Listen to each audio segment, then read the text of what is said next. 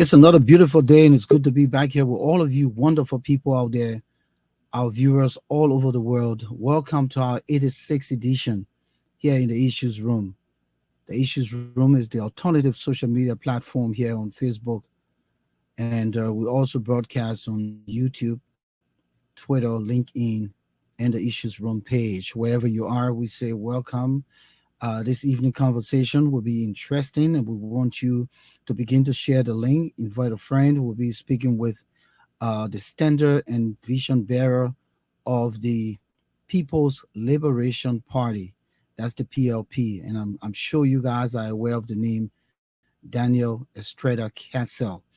Dr. Cassell will be here with us tonight to discuss pertinent issues regarding the things happening in Liberia, but his own political strength and what he's going to bring different compared to other opposition candidates here tonight. You have the opportunity to engage Dr. Cassell at some point when we open the lines. So we want to welcome all of you to this broadcast. So we ask you to invite a friend, join us, let us know you're here by coming in our chat room and, just letting us know you're here. We also want to remind you that our broadcast is on Tuesdays and Fridays, 7 p.m. Eastern Standard Time and 11 p.m. in Liberia and those countries that are within the Greenwich time zone. We welcome all of you viewers in Europe, those of you in Africa, Liberia particularly, viewers here in the Americas, viewers in Asia, viewers in Australia, viewer in Papua New Guinea for the first time. We say welcome. Let me go. Moses Doba Sandy. It seems as though he's deciding to go to Monrovia tonight. So, why are you in Monrovia tonight, my man? Well, Meg, I'm homesick. I'm After homesick. I want 20 to some go back. odd I want to go years. back to Liberia, eat some real, cassava leaf, rice with beans. That's what the many people are. That's our favorite dish. Yeah. So I look forward to visiting Liberia soon. To eat the real cassava leaf. All right. Okay. So let's just go straight into trending news. We want to look at your first story. On the other hand, you said something about the opposition, ANC stand-up bearer says Elizana something. President comments. Weah and President Yeah. Weah sending an open letter. Give a little story about this. Yeah, in the wake of the U.S. sanction imposed by the Treasury Department or the Department of the Treasury, uh, Mr. Alexander Cummings, standard bearers of the Alternative National Congress, recently published an open letter. And in that letter, Mr. Cummings and the party raised concern about the issue of malfeasance in the we administration. They also addressed the concern regarding the sanctions imposed by the Department of the Treasury, the issue of bad governance, and other things happening in Liberia. In reaction to the publication, President George Weah and his government, the ruling CDC, also came up with a letter. In a statement, the president seems a little bit disappointed that instead of Mr. Comey utilizing other mediums, other means of getting to the presidency, he felt that writing an open letter was not the most appropriate thing to do because he claims that his administration is open, is willing to sit and talk to What do you mean when opposition you say write leaders. an open letter? The Cummings write an open letter, or the Cummings make Yeah, a statement? an open letter, an Okay. open letter in the media. So the government took offense to that, especially Mr. Weir. And the reaction of the president, uh, responding to some of the concerns raised by Mr. Cummings regarding the issue of malfeasance in the Weir administration, Mr. Weir and the CDC feels that Mr. Cummings is not the right person to say such thing because He was part of the quote unquote Ellen Johnson Sirleaf administration that was more corrupt, that was reportedly more corrupt than the we administration. He claims that his administration is more committed to fighting graft. That's the hypocrisy of George Weah and the CDC. So that's the debate that is out there. And Volcano, let's wrap our head around this.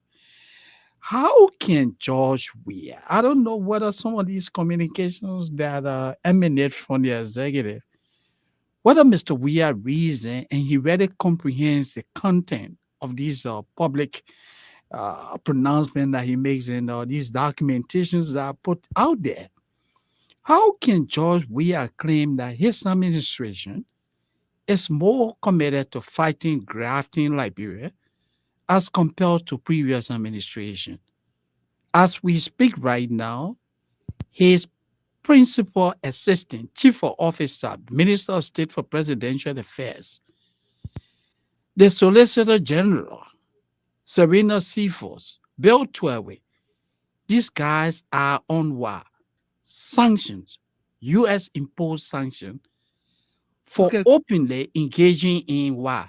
Malfeasance. Tell me, Volcano. so And you I have a think, president who lives in a world utopia talking about they are fighting graft. How do you reconcile that?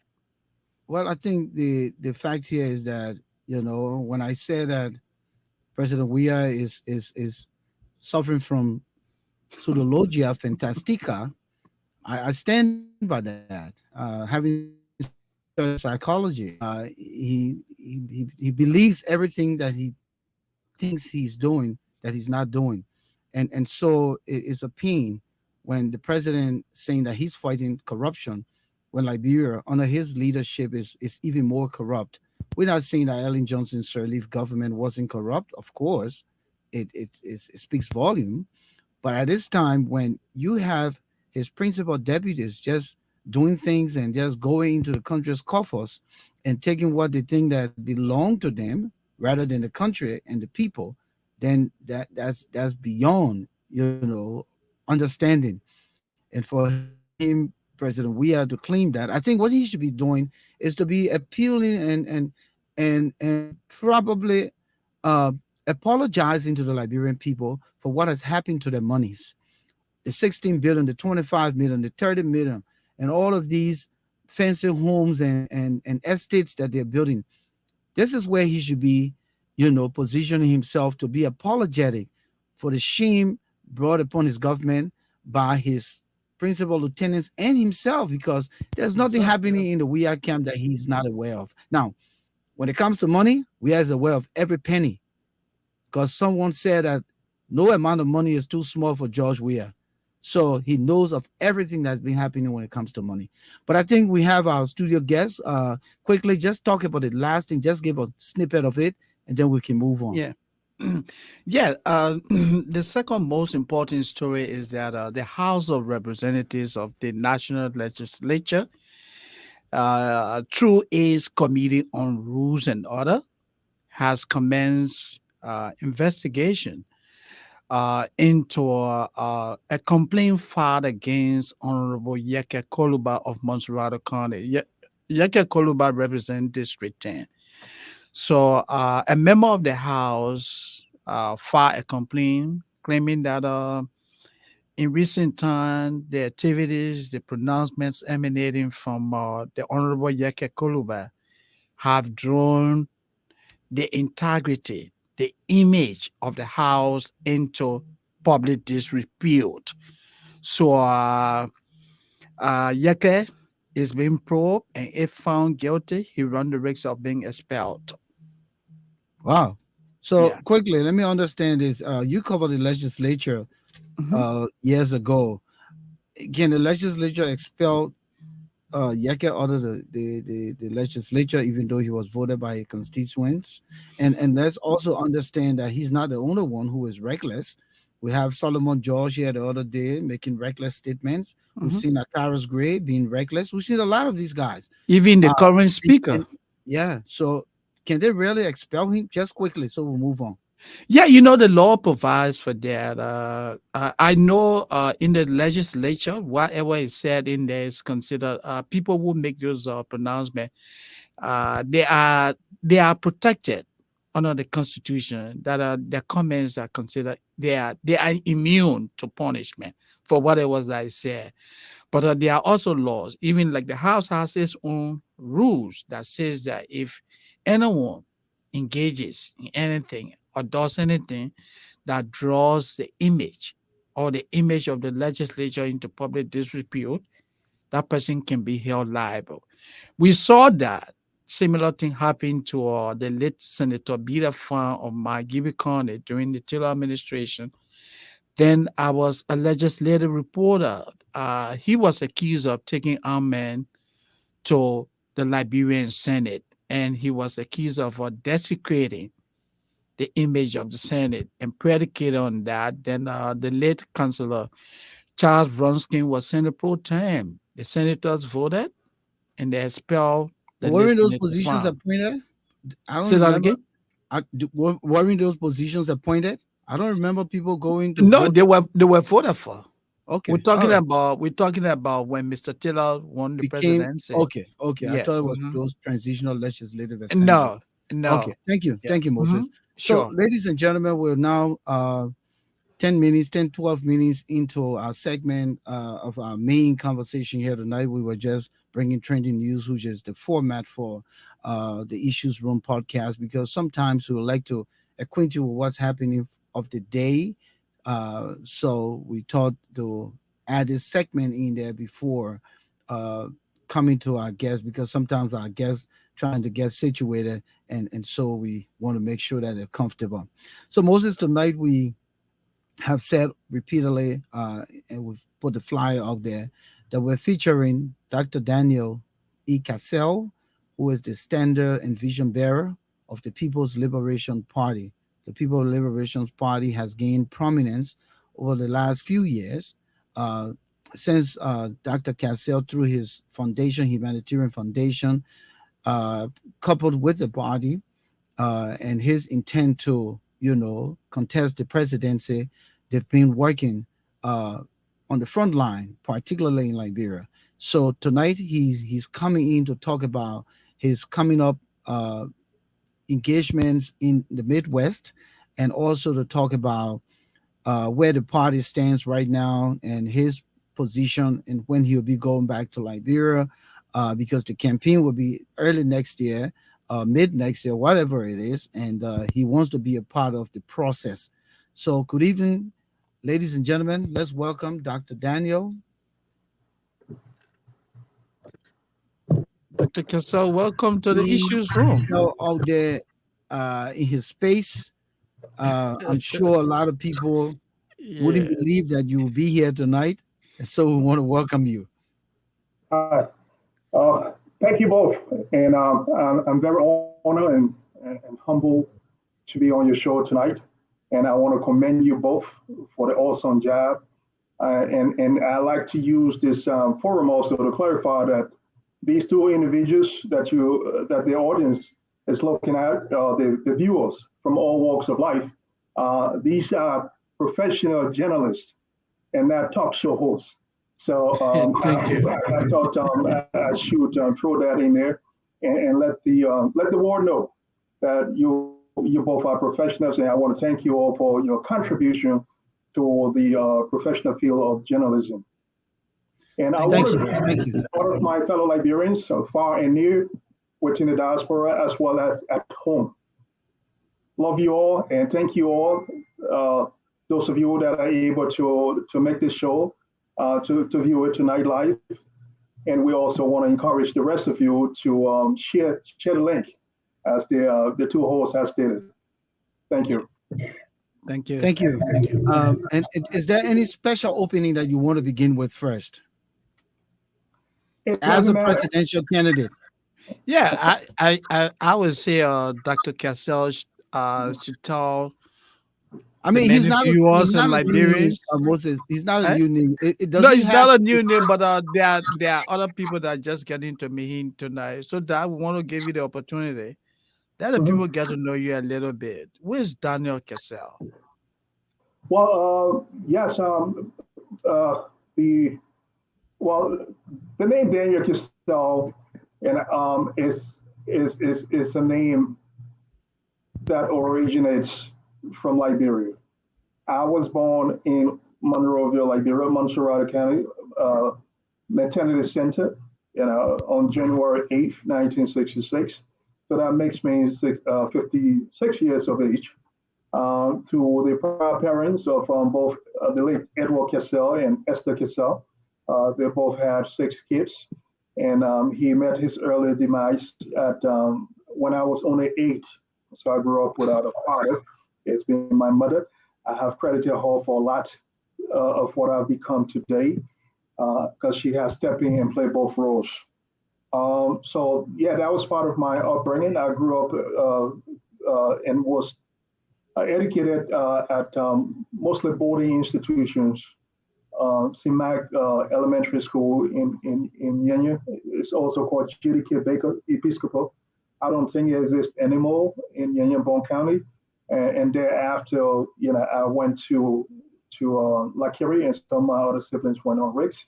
And that all those opportunity was through the help of God. Folks extended scholarship, to my mother, and some were academic scholarship based on performance. And lastly, I made it to AME Zion, where I graduated in 1984. And I was in Liberia up until 1990 when the war started.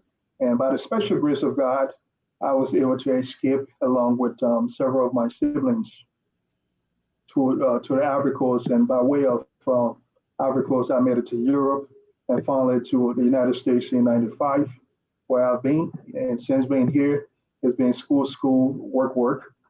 And I was very fortunate, despite challenges with immigration status. I was able to earn 2 masters and a PhD, and I was able to establish 2 unique entities in the mental health industry. And they both grew from bottom to becoming a force to be reckoned with. And so this is where we are now.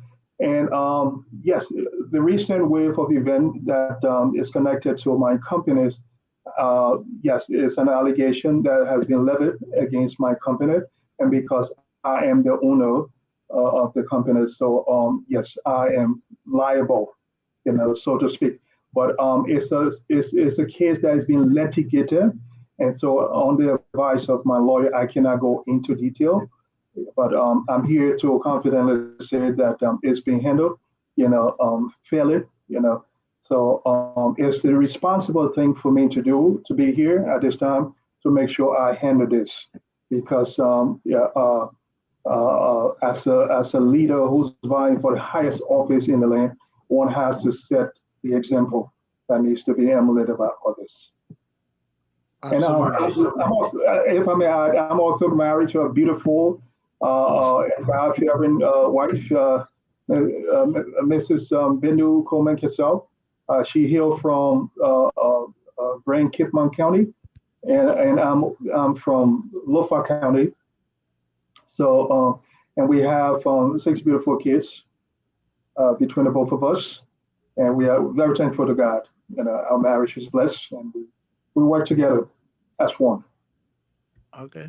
Thank you. Thank you, So Dad. with for everything invitation. happening right now, you already just laid the cards on the table regarding your company, and everything is being litigated.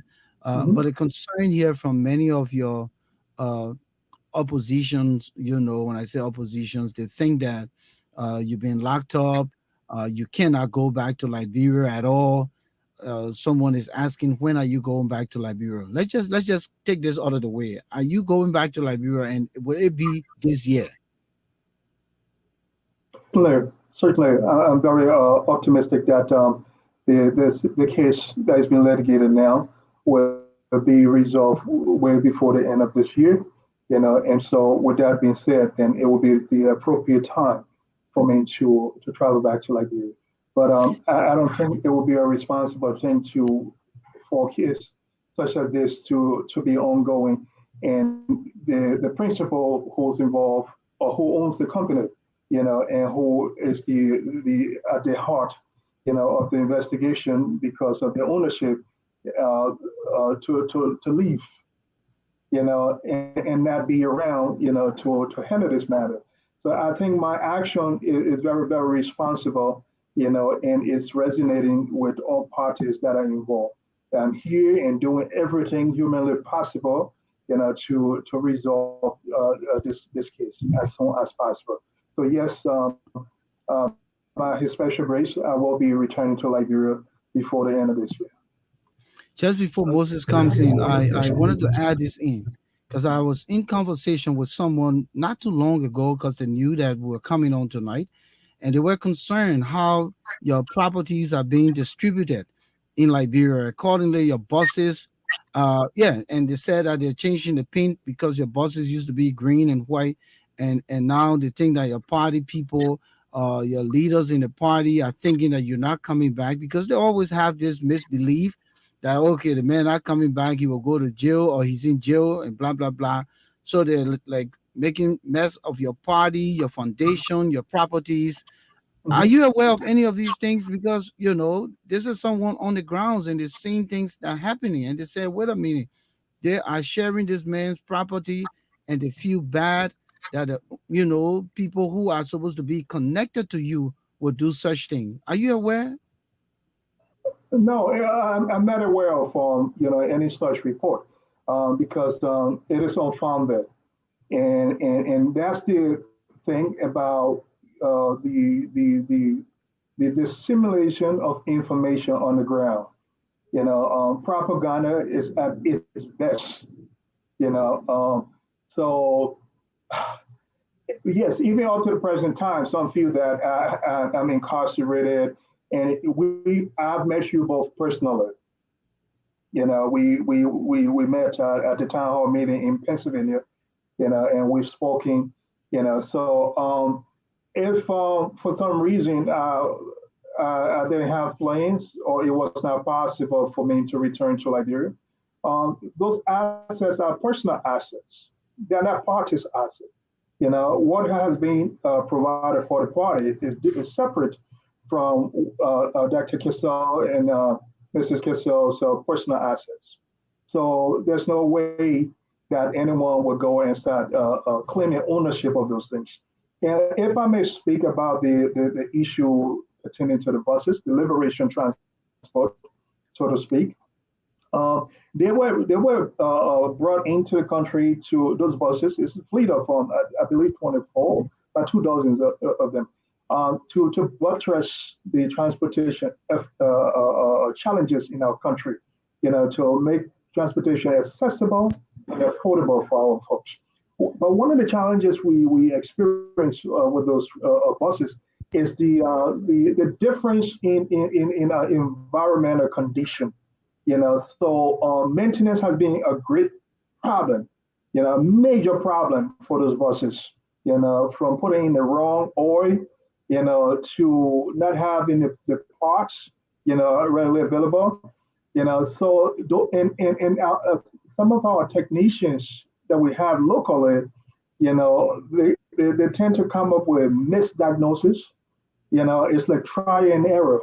So, and these are the things that I'm aimed to this race to change, to help educate, to help transform and reshape the thinking, the behavior, of our society, of our citizens, so that they are able to contribute a lot more, and they are able to be able to get more in return. So, yeah, in summary, I just want to say that that rumor is not true. That there's no such distribution going on. I have a security firm, that are protecting all of my assets, and I have family members, on the ground as well. So who's going to think that it is done that, these are not government properties, this is a private individual hard and property. So no one's going to be tampering with anything as such. Okay. So, Dr. Kessel, let's look at your transition. You are a trained psychologist, Help us understand what drove you in, into politics, especially Liberian politics. That's an excellent question, Moses, and I Yeah, thank you for that. You know, sure. um, sometimes I ask myself, why am I doing this? Why am I being the sacrificial lamb? What do I want out of this? As we all know, all politicians enter this or go down this path because of two things: as an occupation or as an employment, hmm, and secondarily, but which is more of a priority, to amass illegal wealth very quickly, as you're seeing in the current administration all over the place. That's not the case with me and my family. You know, we've been bringing about relief to the Liberian people. So initially, my calling has been to extend humanitarian services to my fellow Liberians. I've been in the States for over 20 some more years. I never had status, you know, and as soon as I obtained the status through my wife, who filed for me, uh, it's the same year God told me go back and serve your people. And the direct instruction I was given is what I followed to provide humanitarian services at that time. And then as I got exposed to the magnitude of suffering, of our people, which brought tears to my eyes on a daily basis, after several years, because I was even on the ground for the last election, because I went back in 2015. I was on the ground for the last election, 2017. That wasn't the timing for me. I never received any inspiration to get into politics. But there's a set time and place for everything. And when that set time came, I got that inspiration and I got that confirmation because that which plagues our society and our citizens, I have quantified it into four folds. It is systemic, it is cultural, it is intergenerational, and it's spiritual. And it cannot be changed by an individual. As a civil citizen, it can only be changed as a politician who has the authority through the implementation of the rule of laws on the books and through the crafting of policies that will effect those changes that are so desperately needed within our country. So that's what drove me into Okay. politics. Okay. So now, let's learn a bit about the PLP. As vision barrier, what are the vision and the mission for the PLP and the PLP, the conglomeration? Who are your followers? You want me to start with a mission of the Yeah, PLP? yeah, yeah. You can go into that briefly. Well, our mission was given birth um, as a result of the poor governance that we see within our country, the old order, from one administration to the other, you know, and how they have disenfranchised the several of the previous and the current administration, how they have disenfranchised the less fortunate, and how they have marginalized, the majority of the population, and they have uplifted and distributed wealth only amongst the elite group of friends. And so yes, so we believe as the party in the mission of fair distribution, of the equity of our country, through social services, and programs, and to ensure that public officials are held to the highest standards, and that sincerity and transparency are at the heart of, the administration that we are prepared to run. That speaks to the mission of the PLP, and to the vision is to transform the lives of our people, in general, through diversity, through the inclusivity, of those that are marginalized and disenfranchised, the disabled, and all the other minority groups, through sitting, bringing them and including them at the discussion on the round table, about national affairs and the nation building process and how we can all work together. The PLP is a party that believes in unity. We've gone across the aisle to embrace people from all walks of life. PLP doesn't see religion. PLP doesn't see tribe. PLP doesn't see socioeconomic class. PLP sees everyone as Liberians who deserve a better life and a better country that they can all be proud of, and that we can all, be able to contribute to building. All right, Doc. So quickly, before we move on to to another spin on this interview, quickly, do you think that this legal case on you and the company kind of going to be a bad thing for your image when it comes to Liberian electorates? Our folks are not research based. They're quick to Mhm, take hearsay and run with it. Like you already said it when they said they are already sharing your properties in Liberia. mhm, Even if you come through with everything and this is put behind you, mhm. would you be formidable enough to contest 2023, or will you then at some point look to the future? I don't think this is once this is over, it's going to put any kind of dent on my aspiration. I don't see it as such. The mindset of some of our fellow Liberians has always been this way. So what's happening now with respect to my company, it's not different at all. As you clearly stated earlier, the propaganda, the rumor that's been circulated, how people are distributing, my properties and what have you, it's not true. And part of the reason why the voting population of our country has consistently voted the wrong leaders into power is because of the level of education.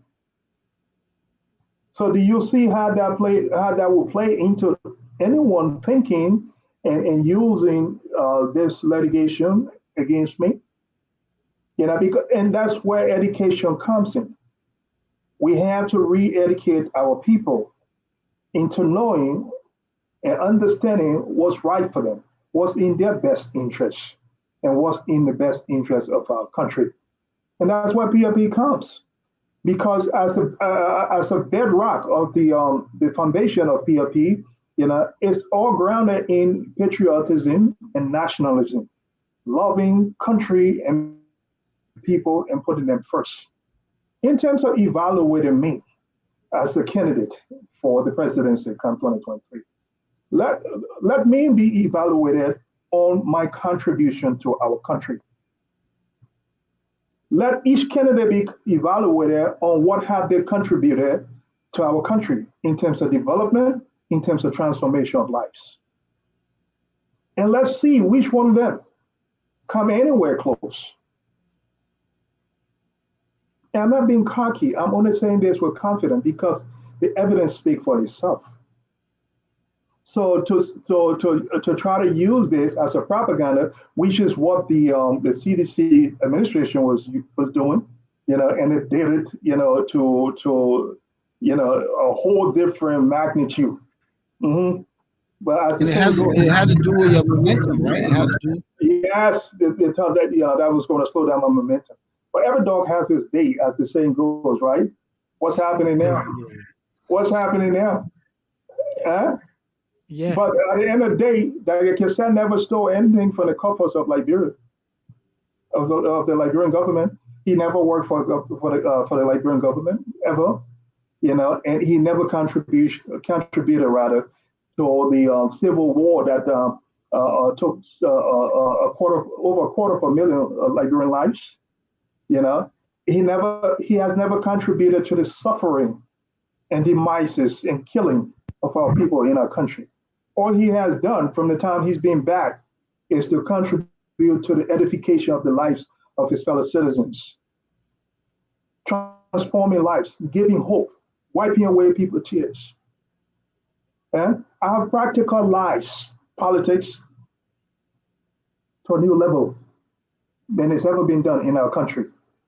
And that's what has been missing. And that's what our people need so desperately. So let them be the judge tomorrow. But So you see, the people you depend on to be the judge are the very people who quick to accuse. And even if you exonerate it, they still go on believing. You see, it's just difficult with the Liberian That's electors. not, And again, it's I the hear what you're brainwashing. saying, Volcano. I hear what you're saying, but that's not the case with everyone, man. right. Remember, the mindset of an individual at any given point in time changes from one point in time to the other. Yes, it does change. Yeah. Okay, so okay, so for instance, of all the other candidates that are in the race, there are things that could be said about it. So if they are going to use that and say, oh, we don't want that person because of this, because of that, they're going to have to decide, who's in their best interest, who has demonstrated that they can get the job done way before ascending to the presidency, because that's how you project what the future is going to be, based on behavior, pattern of behavior that has been demonstrated in the past. Who's this? Yeah. So Dr. Cassell, now the PLP USA branch uh, is planning for a tour of the Midwest, beginning with the city of Minneapolis in Minnesota, and then from there, is our understanding that the party will also be traveling to Fargo in Mhm. North Dakota. You want to talk to us a bit about our tour? Why? What is the necessity of the tour? Well, basically, the necessity of PLP's Midwest tour is to use this opportunity to engage our fellow citizens in the Midwest, in those two states, and to be able to have an up close and personal discussion with them, about the pressing issues in our country and how the PLP under my leadership is the best alternative of all of the politicians and the candidates that will be vying for the presidency come 2023, as well as other candidates that will be running on the PLP's ticket, meaning senatorial candidates, as well as representative candidates. Because what we need in our country now, which is what we are going to be propagating to the citizens in the diaspora, what's in the Midwest, is that we need a new breed of politicians in our country. Politicians that are true public servants and not self servants. as we are constantly seeing, within the current legislators. Hmm.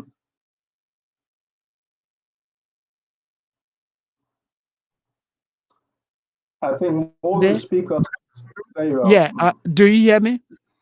I can hear you now. Okay. So I say all the activities are going to begin on September the 3rd in Minneapolis. Is our understanding that they're going to be a town hall, right? At the OLM office. Yes. So, besides the town hall meeting, what other things will you be doing in Minneapolis? Yes, Moses. In addition to holding the town hall on Saturday at late afternoon, prior to that, we are going to be meeting with various organizations, from the various counties, the Liberia organization in Minnesota, as well as the some of the stakeholders within Minnesota as well. So it's going to be a very busy time because we want to meet all of our citizens and hear what they have to say, what are their concerns, and some of which may be shared concerns, but they may each have unique concerns that they would like to convey. And so then we will be able to let them know how we stand on those issues, because some issues are hot button issues, that concerns each and every one of us. And so some of those issues need to be prioritized in the best way possible. But I think, the outcome of the toll in the Midwest is going to be very telling in terms of giving us substantial information on where the mindset of our people are, what are the priority items on their agenda that they would like to see happening. And I think also it would tell us the level of involvement, in the upcoming election. Yes, because this is the time more than ever before, that we all have to be involved in the political affairs of our country, and putting our Liberian people interests first. Yeah, this is a party that is open, to bringing on board, folks from different walks of life and from different political parties, as long as they are in the best interests of our people in our country, and putting our people in our country first. Dr. Kessel, what are the debatable issues right now when you look at where Liberia is and where it's going prior to the elections next year? What are the debatable issues if you were given the opportunity to debate President Weah? What are some of the things you're going to tell him? Say, listen, this is where I stand. And let's just say if you had an opportunity to debate the guy, even though I'm sure he's not going to be willing, but because these are the concerns that I'm sure you wanted to take to Like, these town halls as you do this around the US yeah. here. What are the debatable issues right now looking at Liberia and where is that? Well, the debatable issues are very apparent. Look no further. There, the economy, the security, hmm? Those are like top tiers. So then what would be the security situation under a Dr. Cassell leadership? What would be the economy under a Dr. Cassell leadership? What would be the socioeconomic status of the citizens under a Dr. Cassell leadership? Well, simply put, I believe in transformation. I'm a transformational leader. I believe in making changes. And that's why within a short period of time, I've made so many changes and contribution to both the development of our country as well as the socio-economic status of our citizens by employing so many people, by creating jobs in the security sector, in the agriculture sector, in the real estate sector, and what have you. So if I can do these things as a private citizen, with limited resources compared and authority compared to the government. I think government can do a lot more with the right leadership who has the wisdom, intellectual campus to deliver on these things. Look at Rwanda that went through worse atrocity than us under the right leadership. Look how much that country has transformed to where they are now manufacturing cars.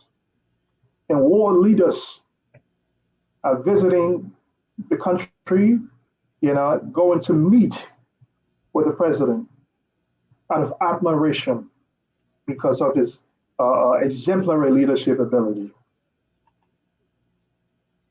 Those are things, those are ways.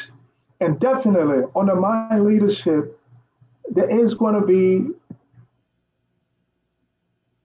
a state of law. There's going to be accountability. There ain't going to be lawlessness or state of anarchy where everybody's doing everything and the president telling citizens, you'll get CCTV for yourself. Eh? When the president's supposed to be the one to ensure the safety of the entire citizenry, making such a statement, and not even denouncing these waves of violence that has hijacked our country to where people are so petrified and they leave, they lock themselves indoor by 6 o'clock, or in some instances before that. It's very sad. It's very sad. It is one thing to not know what to do, or to not have the intellect to problem solve, but it's another thing to not only not have the intellect, but to not care. Because whatever the motivation is of an individual prior to actually attaining a position is what you're going to see being manifested.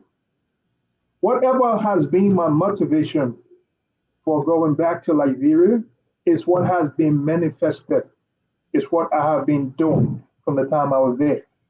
So all I've ever asked for is give me the opportunity, my fellow Liberians. Let me continue what I have started. And time will tell, and you will be the judge. Okay? Because where somebody cannot go or where somebody hasn't gone before, they can't take you there. Look what's happening. Someone hasn't been fiscally responsible with their own finances, with their own personal affairs. Do you expect them to be fiscally responsible with the country's coffers? Why do we expect that the golden goose is going to lay a rabbit egg? That's just impossible. But look, Quickly, Moses, yeah, intermission, then you're yeah, coming. go ahead. Yeah, If you go folks ahead. just joining us, we'd like to welcome you here in the Issues Room. This is our 86th edition. We're featuring the political party, the PLP, and that's the People's Liberation Party's standard and vision bearer, Dr. Daniel Estrada Cassell, here tonight. For those of you who are watching, share the word that Dr. Cassell is live and well, and he's a free man moving about. He will be in the Midwest this weekend to engage Liberians out there because there's a condensation of Liberian, population in that region, and he wants to tap into uh, the folks there to draw attention to who he is and what he wants for Liberia and how he can rally the troop. The issues room is on Tuesdays and Fridays, 7 p.m. Eastern Standard Time. We'll be opening the lines at 8 o'clock. But in the meantime, if you just join us, we'll say welcome. And let me just recognize some folks quickly. Edwin Bima, good evening. Welcome to the issues room. LIB Gayu. It's a pleasure having you here tonight. Pastor Ricky and Sipley. Pastor Elmos Hagar, Flomo Livingstone, Edwin Bima again. He's in here with us, Varney Hardy, and I'm hoping that people like Thomas Awaji and Godwin Weado and Rivers as Pro, all you guys. If you're here, just let us know. I see the numbers claiming, but some of you not chatting tonight. Moses. Yeah, Dr. Cassell, you struck two salient points: the issue of national security and the problem of graft in Liberia. So, if you were privileged today to take over the leadership of Liberia, uh, a Cassell led Liberia, will you have a lawmaker threatening to, imprison or make to disappear, individual he considers to be critics of the administration? Like what happened recently with Representative Solomon George of District Number 7, who says that if given the opportunity to serve as Director of Police, critics of Mr. Weir and the CDC will disappear. Will a Cassell administration countenance that? Certainly not, because in my opinion, that is categorized as a domestic terroristic threat, and it should be denounced from the highest to the lowest. And for the simple fact that President George Weah was in attendance at that event when that repugnant statement was made. To me, as a responsible leader, he should have been the very first person to denounce that. And he should have done it swiftly and he should have done it publicly. But for the fact that he hasn't said anything, it implies that he condones that because it's lending support to his base. You see, so when you're a leader, you are a leader for everyone. A leader can disagree with other political leaders, but it doesn't mean we are enemies. And as I see the current president, as I see other political leaders, I do not see them as enemies. I see them as fellow Liberians who are vying for the highest office in the land. But it doesn't mean that you should only provide security or you. Let me put it another way. You cannot have two set of rules. One rule for those who are close to you, those who support your base, and so whatever they do, in violation of the law, then you give them a slap on the wrist, But on the other hand, when people are not close to you, then they are viewed differently, and the response is very heavy-handed, And so that's a form of discriminatory practice, and it should be discouraged. And as a matter of fact, what does the ethics rules says about the sitting legislators in terms of perpetrating, violence and threats Yes. against others? What Threatening does it national say? peace. Yes, threatening national peace and national security. What does it say? Yeah. So I think there should be some way to hold this representative accountable because this is a very irresponsible, undemocratic, and very violent wave of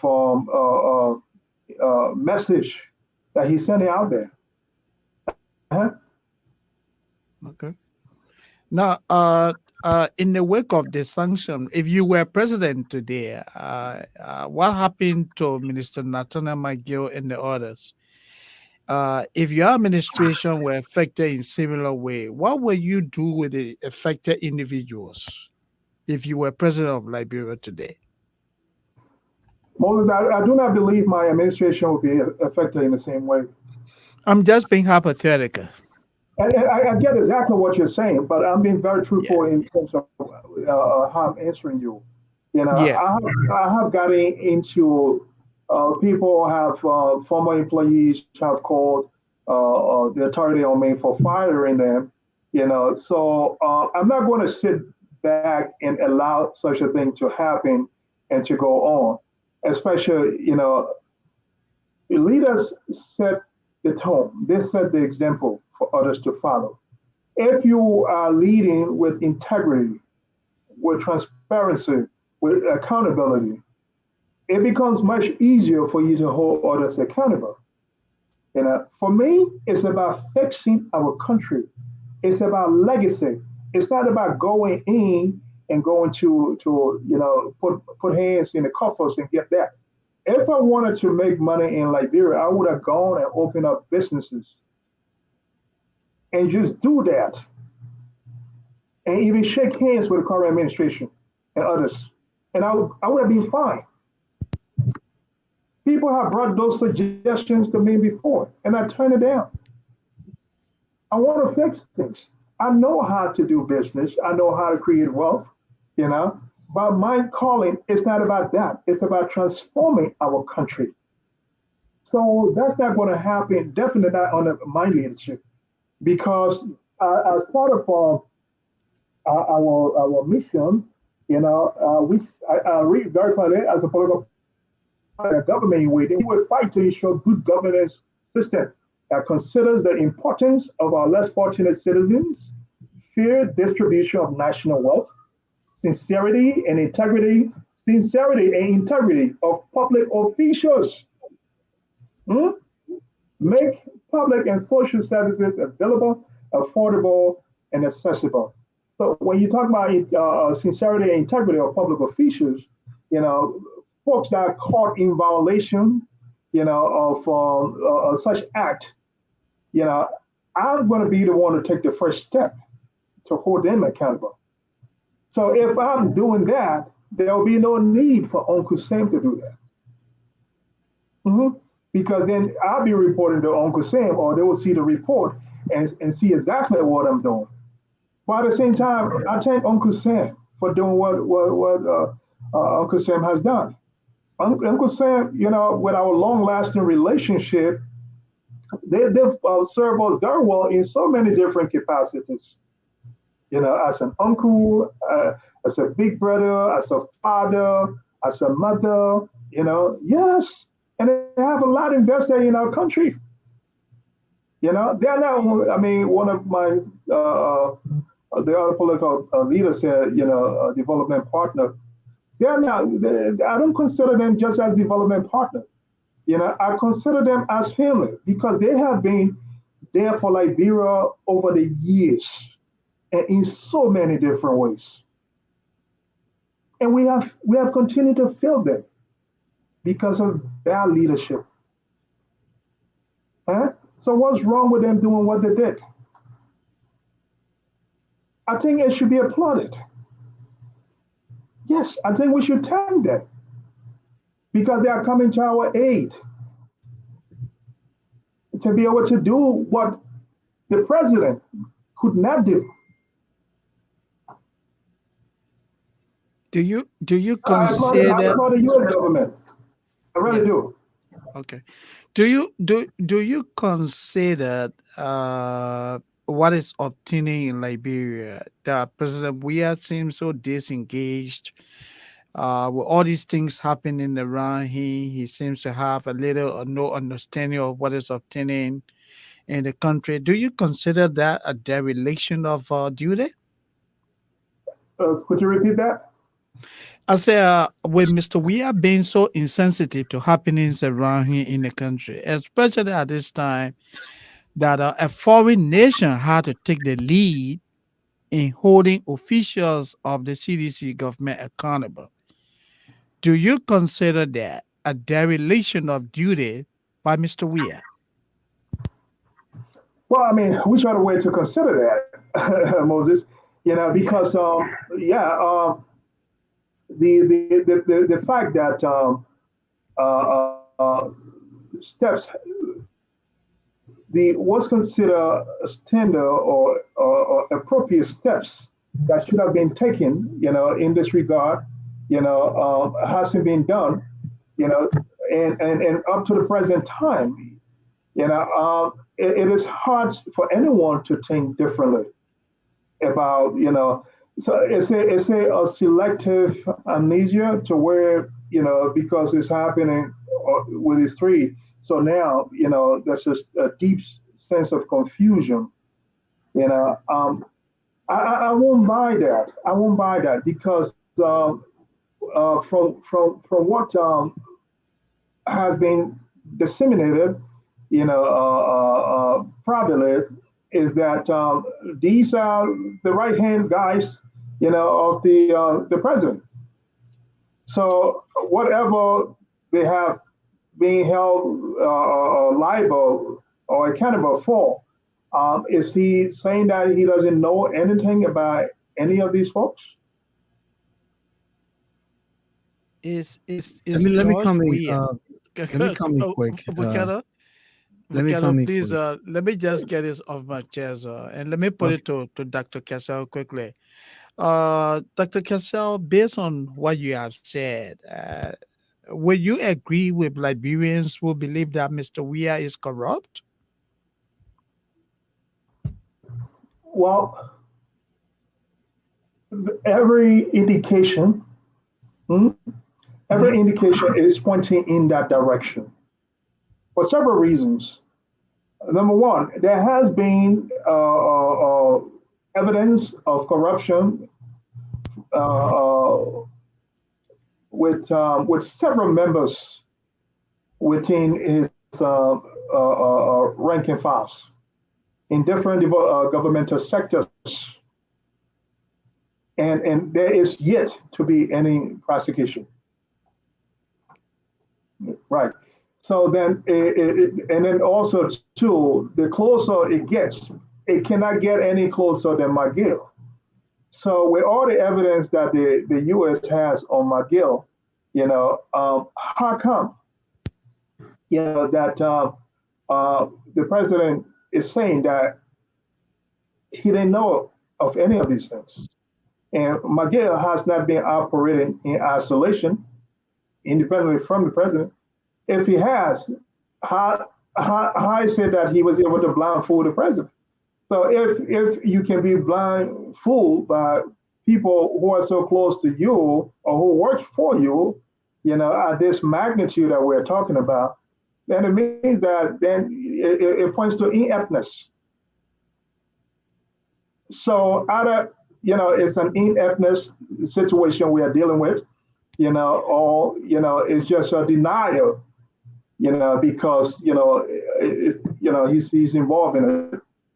It's a conspiracy that's being put out there. Okay. Well, viewers, the line is open. 404-272-2808 is the number. Again, 404-272-2808 is the number. Call in to engage Dr. Cancel. We're here tonight till 8:30. We're discussing Dr. Cancel, the standard bearer of the People's Liberation Party.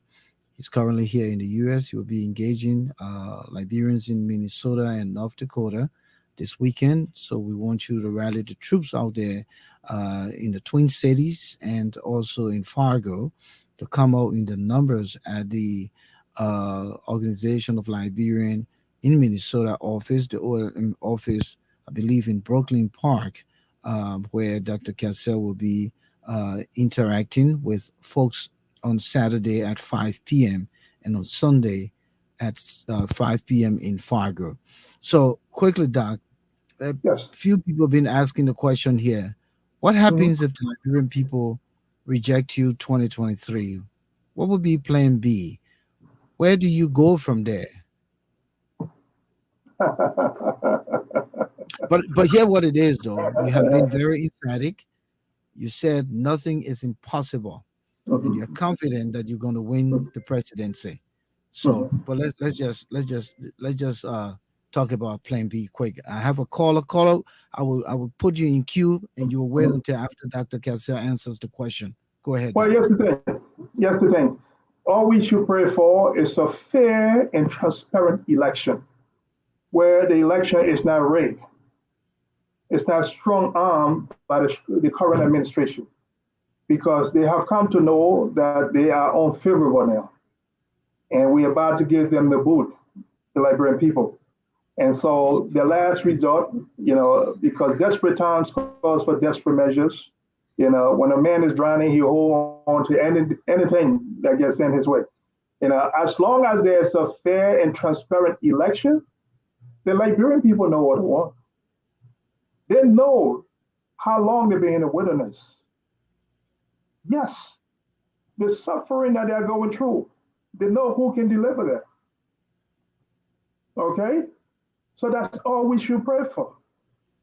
But if for some reason, things don't go in favor of the Liberian people in terms of choosing the one who's going to really, really make a difference in their lives, and I mean, God knows why. God knows why, rather. And then, there will be another plan or another assignment, So, as I submit in obedience to the mission, God is the one who holds the final say. And so, yeah, I will leave it at that. Okay, let me take this caller quick. Good evening, caller. Hello, I'm calling from New Jersey. I'm Abraham Deuga. Good evening, welcome. Do you have anything going on in the background? I'm hearing some feedback. Yeah, Like, let me leave. yeah, Yeah, yeah. just a minute. All right, good. Can you, It's okay, kind of fainted now. Yeah, go ahead. okay. You've been following the conversation. What's your contribution? Yeah, I want to say congratulations to Dr. Cassette.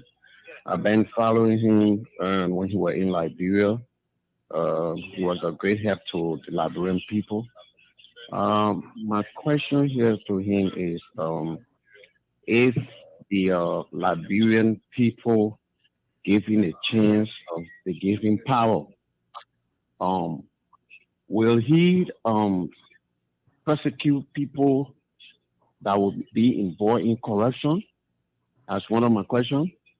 When you say And if persecute people, somebody, quick, when you say persecute people, you mean from the previous government or in his government?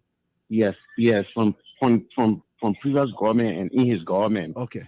and if somebody is cassette and they involved into corruption, will he prosecute them?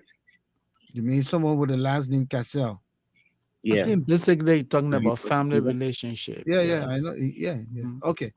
Is that a question? Thank you. Yes. All right. Thank you. Doc? Yes.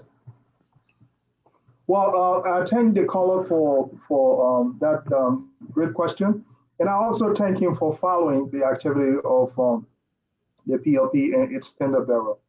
Uh, the my answer to your question is very straightforward. If given or when given, I will put it that way. When given power, will I persecute people who have been uh, uh, uh, found guilty of corruption in previous and current government? Yes, yes, certainly. I will prosecute individuals who have been found guilty through the court of law, in of corrupt practices in previous government as well as the current one, because I believe in the due process. As long as they are given due process and the evidence speaks to itself, then the outcome is what the outcome is, and so it will be upheld. And speaking of relatives, someone who bears the same last name as myself, even though not everyone that bears the same last name as myself are my relatives, but I have one set of rules for everyone. I'm not going to have a different set of rules for folks who are related to me and working in the government and those who are not related to me that have different set of rules. That's not the kind of leader I am. I'm a fair and transparent leader, and I have one set of rules for everyone. If my relative is qualified for any position, I will let them understand that they are going to be treated as everyone else. They have to follow the rules. I think they might even be better off working in the private sector. I can't help them in the private sector, but if they want to go in government sector, they have to follow the rules as everyone else. Because I'm not going to bring people around to mess things up for me. As I previously stated, this is about transforming our country, developing our country. For me, this is about legacy, because I want to fix, what is broken. I want to fix our institution, and what have you. So I have a very straight position on that, in terms of the principles that I stand for and my position on these kind of matters. Dr. Cassie, you spent quite some time in Liberia doing your foundational work and then going into politics. You be honest here. What did you see as the burning issues in the country during your time in Liberia and said to yourself, wow, if I were given the opportunity to be president, these are the things I would tackle immediately? What are those burning issues in the country? Several. There's a host of it. From the education, the educational system in our country is broken down to where most are unable to to remain in school. Others are unable to resume school. And that's where I came in terms of offering a higher scholarship in the country. So that's a burning issue. Even students from government schools used to come to seek scholarship and educational assistance in order to continue the schooling or even to graduate. Another area is the healthcare area. You know, there have been so many times where I have gone to the rescue of several people without which, the outcome would have been very devastating. You know, from people getting stabbed in the abdomen to a little kid, being born with what we call in Liberia honya, to pregnant mothers being seized at JFK who all went through cesarean section birth, because there was no payment to have them released to go home to bond with their kids, to a lot of, it's uncountable, and these are things that break my tears, break my spirit and bring tears to my eyes. So our healthcare system, our educational system, and our national security, needs to be restructured, to where, our citizens are protected, to where there is, respect for the rule of law, and you also have the public safety issue. You see people changing car tire in the middle of the road. You What? know, oh yes, oh yes, people changing car tire in the middle of Dr. the Cassie, road. Mhm. this is serious, but you come across as real laughable. Yes, Go ahead. I'm sorry right. about that. And the standard is not upheld in terms of what car is considered roadworthy to be on the road. And so and then accidents, happens like that, and to where people get injured and killed, and nothing comes out of it. So the value of life, is mind-boggling. It's like in our country we don't value lives at all. And those are things that need to change. Those are the burning issues. A lot of our people go to bed hungry. Some will be very fortunate to have one meal a day. And of course, we talk about the economy, the unemployment rate, you know, yeah, it's astronomical. What has been done to create employment? Besides just bringing in praise singers and partisans and employing and sending them to different governmental sectors, create jobs, provide incentives, tailor policies that will provide incentives to attract foreign investors. And even our Liberians, some of our Liberians, through the banking system, reduce the rate of loans, so that people, we will be able to groom, or invest in our own citizens in terms of entrepreneurship, you know. hmm Because I've heard some of the percentage, the loan percentages, is up to like 27%. Oh, really? 27%. Yes, On every dollar? 27%. Wow. $100. They're taking $27 from that $100, and you're getting the Wow. 73, That's a lot. $73. Mm-hmm. So Doc, basically, Doc, there's a caller coming in. Let me take this call quick. Okay. Good evening, caller. You're calling from New Jersey, am I right? Yes, I'm calling from New Jersey. Your name? My name is OG. OG. Yes. Okay, welcome to the conversation. What's your contribution? Thank you. I have two questions for Dr. Cassette. Go ahead. Dr. Cassette, thank you so much for all of the help that you rendered to our people when you were back in Liberia. You're welcome. My pleasure. Could you lower your monitor in the background rather than hear yourself so we can hear you? Will you lower? Okay, sorry. Hold on. Rather than hear yourself so we can hear you. Will you lower? Hello, can you hear me now? All right, that's yes. good. Go ahead. No, I was saying thank you, Dr. Cassette, for all of the help that you rendered to our people when you were back home in Liberia. I have two major questions for you. As a mental health practitioner, if you were to win the election in Liberia, what will you do holistically with the at-risk youth in Liberia that we refer to as Zogo? That's my first question.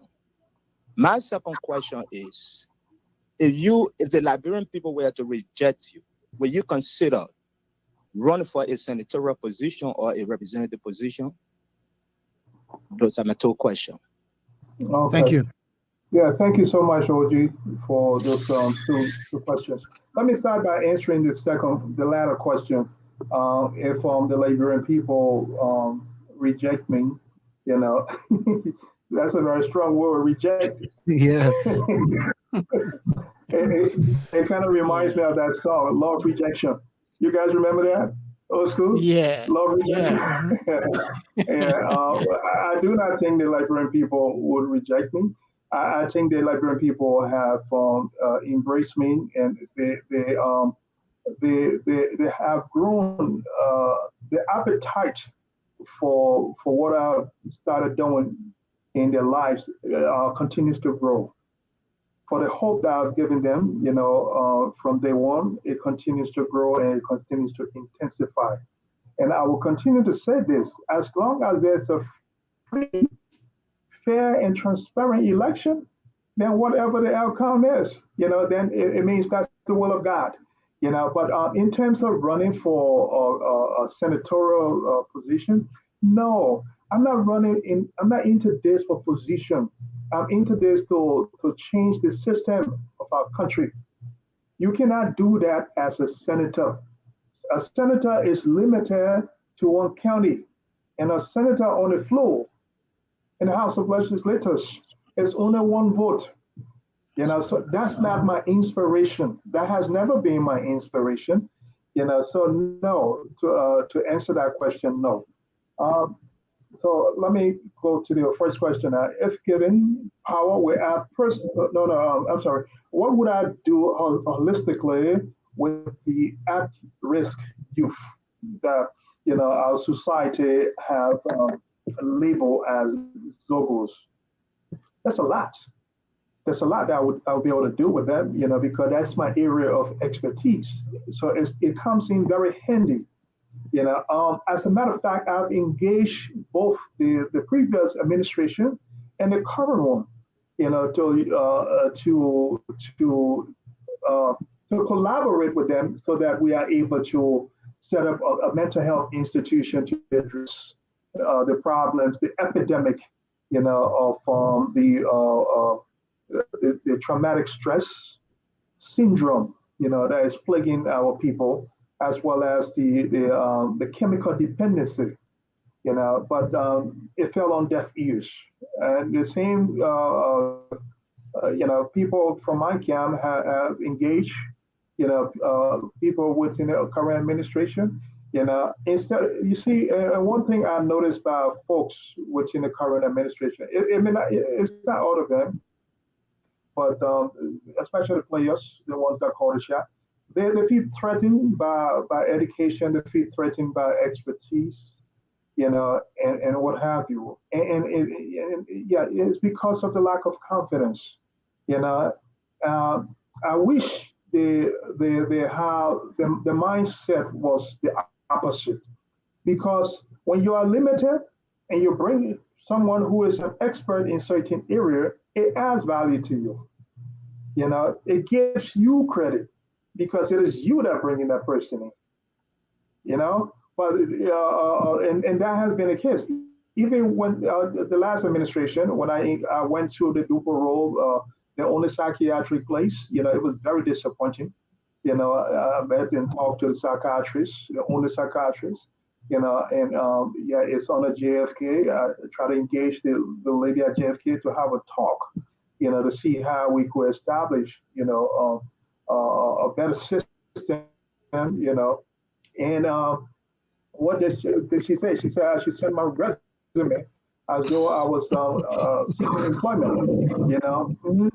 Yeah, yeah. Yeah. And with the current administration, someone said that Koji, the city mayor and the CDC administration had promised the Zogos would they use to vote for them, that they were going to do so many things for these guys.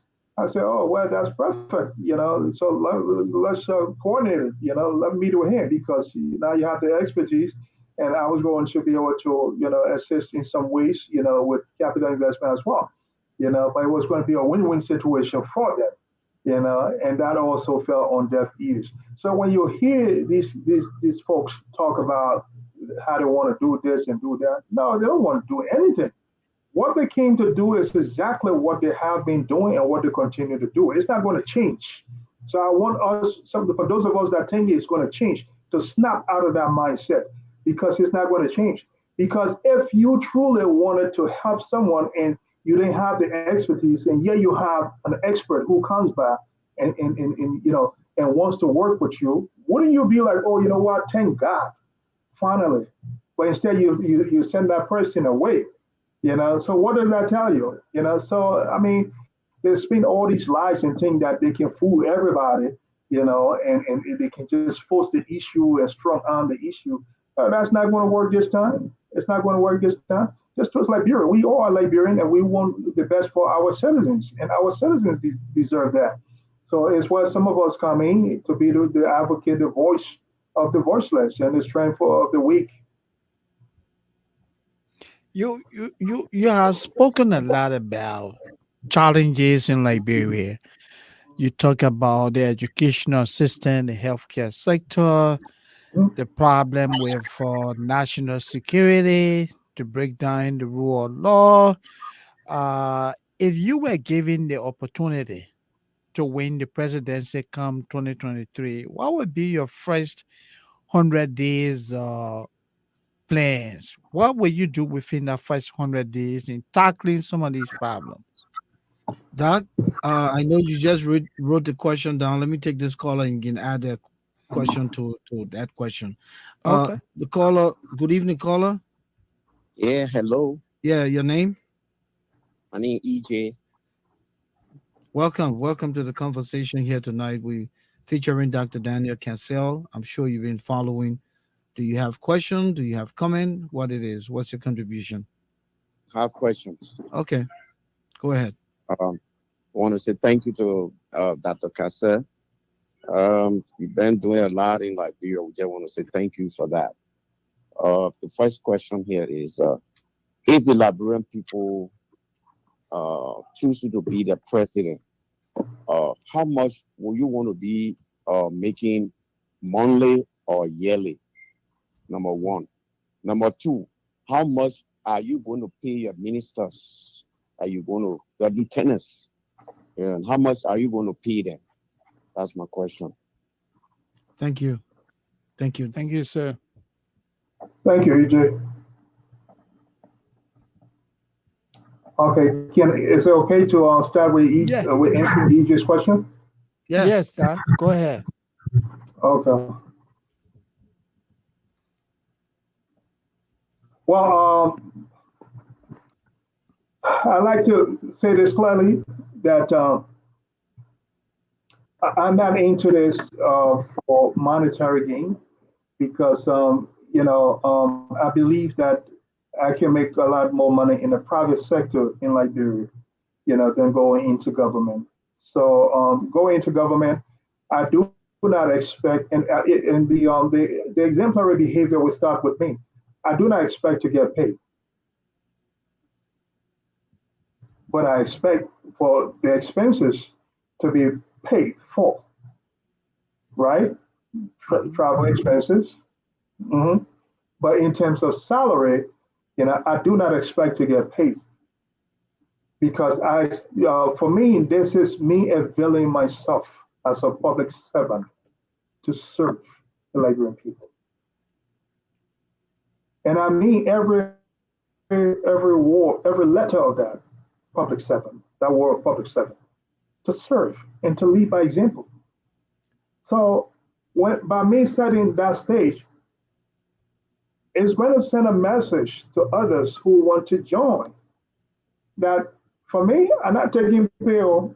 So if you want to join me, I'll say you want not take pay. You can take pay, but don't expect to be getting plenty of money like how the other men were getting paid plenty at the expense of the government.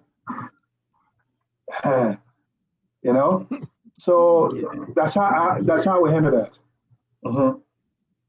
Okay, so I mean, because come to think about it, as a economically deprived country, our lawmakers and folks within different governmental sectors, they get paid much more than even our European and American counterparts.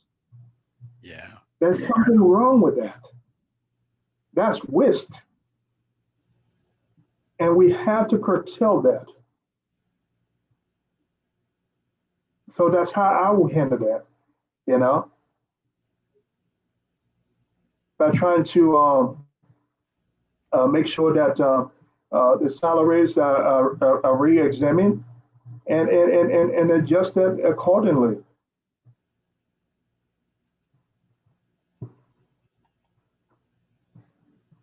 Okay.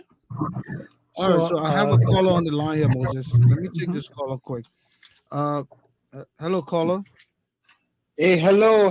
How you doing? Yeah, I see you calling from yes, sir. Texas. Is that fair to Yeah, say? yeah. I'm not actually calling from Texas, but I used to Okay, be you have there. a That's my Texas number. number. Okay. Yeah, that's All my right. number. I'm in Iowa right now, and this is Nankiamu. I Okay. decided to maintain my Texas number because of the love of the Lone Star State. So, yeah, first of all, I want to say it's a wonderful opportunity for me seeing you again. It's been a while. I used to follow you and my big brother on the show, the other show you had, Ask for Garlic. So Okay. it's an Thank you. opportunity for me to say thank you for coming back on. I don't know whether it is your regular show so I can follow you or not, but Yeah, I don't know. absolutely, absolutely. We're on Yeah. Tuesdays and Fridays, 7 p.m. Eastern Standard Time. Just look for the Issues Room on Facebook and follow us or ask us for friend requests. We'll accept it and we'll move on from there. The Oh, Issues okay. Room. Yeah. Okay, thank you for that. At least it just pop up my screen unknowingly. But anyway, let me go to the issue. First of all, I want to say hi to Dr. Cassell and your co-panelist here tonight. How you doing, doctor? Hi, how I you hope it's doing? fine. Uh, I got three questions here. Number one, in Liberia, when the citizens have issue, sometimes they express it in, excuse me, they express it constitutionally, that is to protest and other ways by voting. On the issue of protest, we have always been told that you got to get permit before you protest. And I want to know from Dr. Kasser's position, what will be a government position on that? Uh, should it be mandatory that they should give you permit before you even go to the Capitol building and express your grievances to your government? That's one. And the other one is the issue about declaration of assets. Many a time people declare that assets, but it's not public. And for some of us that live in the United States, public official assets when it comes to taking up office, they are published. People read about it. They know what they're making, how much money they're making, and what have you. It's not something that is hidden. What will be the government position on that? Will he ask the ministers, even including himself, that the assets should be declared? We don't want people declaring the assets, say you got to go to court before you get information on that. We want transparency so that we know where you come in government with and where you and how transparent you will be. And Okay. then lastly, Good. I want to know his position on credibility, because we hear from the media that he's having these issues, with the United States government. Is it credible? Should we take it credible with the kind of background or what he's going through now to serve as president for our country? All right. Thank you so much. Thank you. Thank you. And I think, Doc, you can just push through those because they're as simple as, Yeah, so, okay, let me do that quickly. And I thank the gentleman for three questions. Should I be taking credit blame for based on what's happening with my company? Let me clarify. He said something about the media saying, it's against me. No, this is against my companies, and so yes, any company can be sued at any time, or can be investigated at any time. You don't have control of that because so many people work for you. You're not always watching, and even if you're watching, you can't watch them 24/7, and you cannot see everything that they are doing. So yes, but what you can do is to once things that you are aware of, things that get brought to your attention, you can certainly do something about it in terms of making the right decision, and taking it from that point.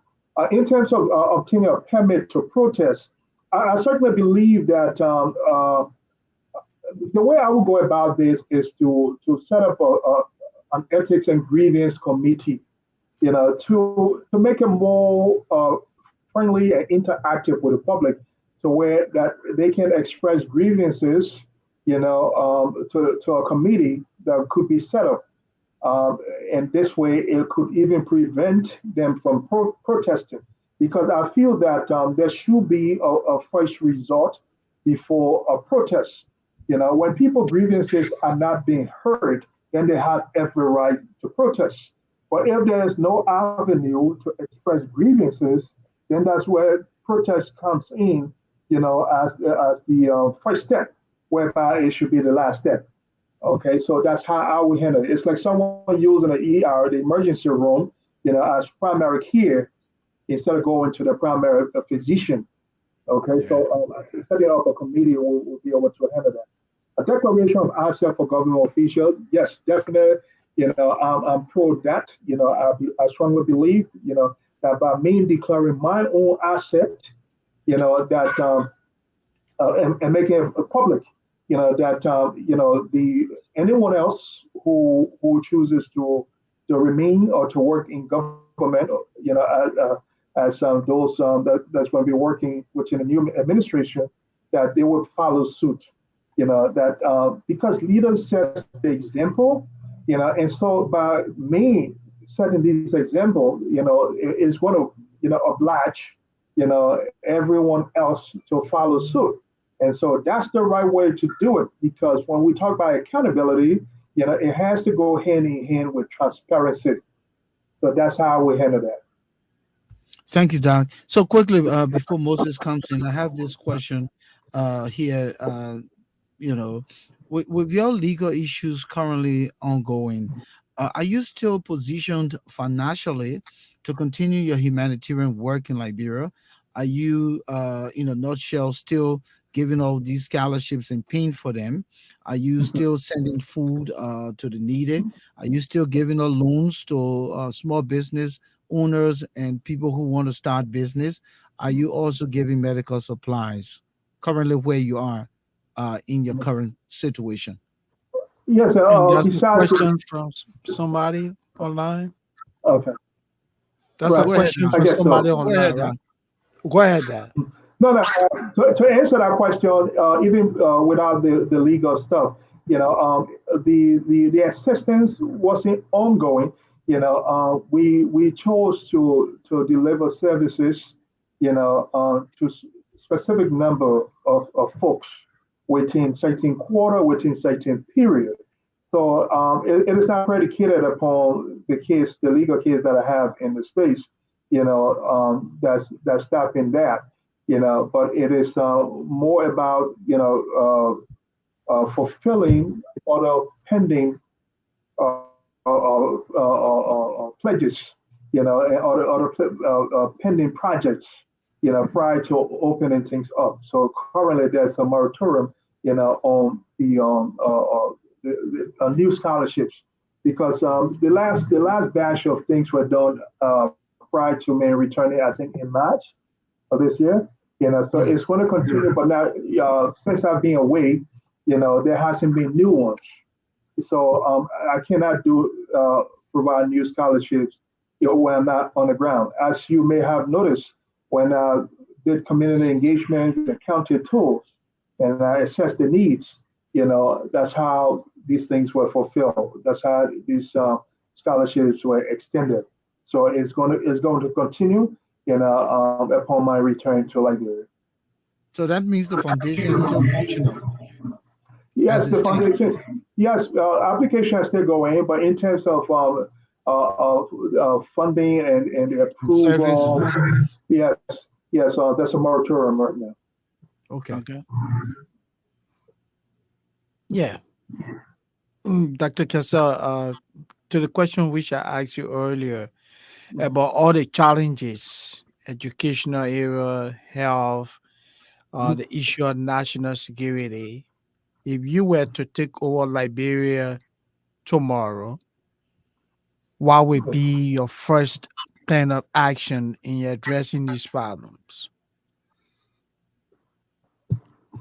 Well, I'll go back to say that the assessment of these institutions, the national security, to see where they are in terms of uh, operations, in terms of management, in terms of function, and how, how, it will give me a clear indication, of how efficient they are functioning, what are some of the challenges that they could be faced with, that needs to be resolved.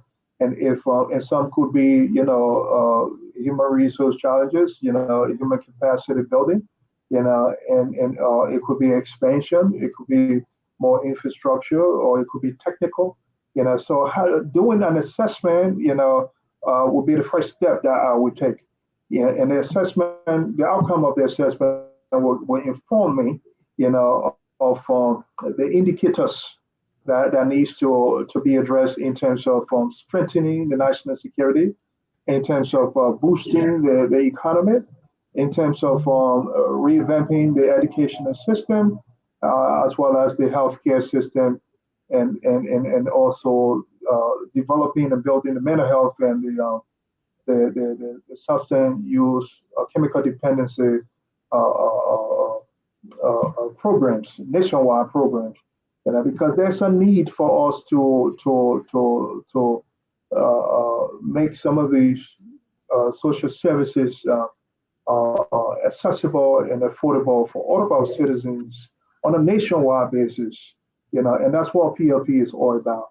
I read somewhere, and this has to do with a country somewhere in East Africa. They do not even have half of the resources that we have. but yet they have been able to provide national health care services for the citizens.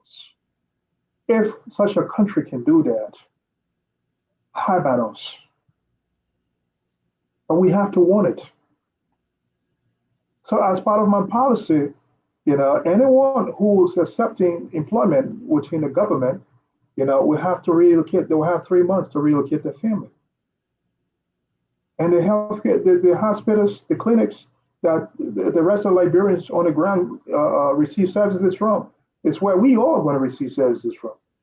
The schools that the rest of Liberian kids are going to, all our kids going to go there, because then that's going to force us to fix it. So, Because it's unfair that some of us, because we have it, we can travel to India, to Europe, to South Africa, to the US and get treatment and put our kids in schools. But for those who cannot afford it, they're stuck. They got no choice. They got no option. That's how you fix the broken systems in our country. Yes. Thank you, Doc. We're about to wrap up. We don't have time now, so let's just talk up quickly, give you the opportunity to summarize your trip this weekend in the Midwest so we can take leave of you here tonight. Well, yes, the trip, the PLP's trip to the Midwest, Minnesota, the Twin City. Yes, it's going to be this weekend, Saturday, the 3rd of September, and we are going to be in Brooklyn Park. Yes, and we are going to be engaging, several organizations from the various counties within Liberia, as well as other stakeholders. We're also going to be having a general town hall meeting, that afternoon on Saturday. And so we would like to invite all conscious Liberians to come and let's discuss, what's in the best interest of our country, and also come and listen to us, talk about, the vision that under my leadership, the PFP is going to provide to the Liberian people. It is very important and very crucial now more than ever before that we all become stakeholders in the discussion and the affairs of our country. So I like to, conscientize, all Liberians within the Midwest, Minnesota as well as Fargo, North Dakota. So please, make time out of your busy schedule. I know we in the States, we tend to be very, very busy, between jobs and other obligations, but yes, this is, a historic event because I may not have another opportunity, prior to the general election to revisit the Midwest. So yes, I like to fully utilize this opportunity, to propagate the PLP's message, to listen to our people over there, to hear what are their concerns, and then for us to discuss the best way forward under the leadership of the People's Liberation Party, which is the best alternative, for the Liberian people. Thank you, Dr. Cassidy. It was a pleasure having you here in studios tonight. We wish you very well this weekend. We hope that everything goes well with the town hall and that you have a great turnout so the Liberian people can engage you. Thank you again for giving the Issues Room the opportunity uh, to be here with you tonight. My humble pleasure yeah, and honor, and thanks for having me. yeah, Thank you. sure. And quickly before you go from my end, I also want to say, may join Volcano in saying thank you for honoring our invitation. It's good to hear from the horse's mouth. So it was a pleasure having you, sir. Thank you for coming. Thank you. My honor. Sure. Thank you. Bye bye. So Moses, that's it, man. We're running out of time, and it's just a minute. Before we leave here, we ended up adding a little 15 minutes because people like Yeah. Dr. Cassell, who are the political gurus now of our time, and has so much to speak about, and with all of the hullabaloo around what has happened over the last few months regarding his situation, people have drawn conclusion that he's of no more. And I think this is an opportunity for people to become re-engaged and to refocus. There's still a Dr. Cassell in the political arena and still a formidable force from all indications, considering all of the things he talked about. I'm sure this will rejuvenate his fan base on the ground. Some of the callers here tonight were very, very succinct about his contribution to the communities in Liberia and what he's done. So that in itself speaks volume of what he intends to do when he becomes president.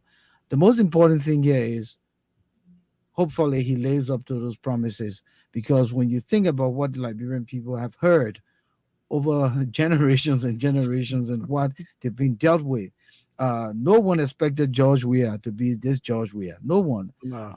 We knew of him in the other sense that he can keep grudge, and all those kind of things. But we didn't know the man would just kind of start taking all the people money and enjoying himself, and then telling them to hell with you, I will do the buka, when, when he started to do that, I said, no, we finished. Our own gotta give it to God. So, my man, let's call it a night. Thank you so much. Yeah, I would dance the buka and go preach, right? Yeah. So quickly, Yeah, Ken, so School, Diwa Takao, and Edwin Beamer, thanks for coming in tonight. Quickly, we want to also recognize Rukaz the Duita, if I got it right. Amar Freeman. I think you gotten a little late. You have heard a lot of the conversation, but Amar, you can go back and reload the podcast, and you will get a greater insight of what Dr. Cassette talked about regarding his situation, his business, not him, not yeah. himself. Lorenzo Weah, we say welcome. Ibrahim Glay, Orisa Anderson, it was good having you here. LIB Gayu, Facebook user, Ibrahim Deyuga, and all you wonderful folks, including Flomo Livingston. Thank you so much. We'll be back here on Friday with another presentation. This time, we hope that we'll continue important discussions here relating to just our country and where we're going. Moses, let's Yeah. call it a night. Yeah, great discussion. Thank you. We look forward to being back. I know Friday you're gonna go solo, right? Because I may be out of Yeah, town. yeah, there's a potential. Yeah. Yeah. All right. Mhm. All right. Okay. Good night. Thank you. Yeah. Bye. So quickly, thank you all for being here with us tonight. We'll be back here Friday, God's willing. Until then, make the issues room a part of your platform on social media. We're here Tuesdays and Fridays, 7 p.m. Eastern Standard Time and 11 p.m. in Liberia, as we consider this time zone for now. Because usually when we get into the fall, then the time changes. So again, I want to wish you well. We'll be back here, and thank you so much. My name is Volcano Shelton, saying good night.